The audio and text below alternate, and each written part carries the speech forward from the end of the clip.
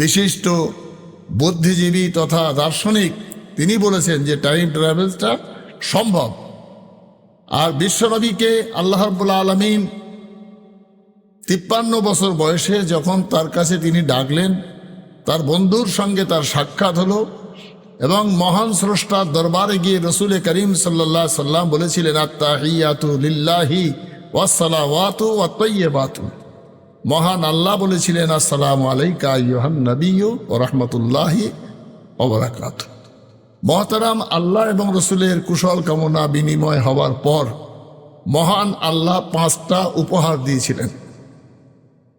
সেই 5টা উপহারের মধ্যে নাম্বার 1 উপহার হলো as-সালাত, নামাজ। অর্থাৎ 5 ওয়াক্ত যে নামাজ কায়েম করবে সেই ইমানদার মুমিন মুসলমান যেন আল্লাহ এবং রসুলের সঙ্গে যেমন মেয়ারাজ হয়েছিল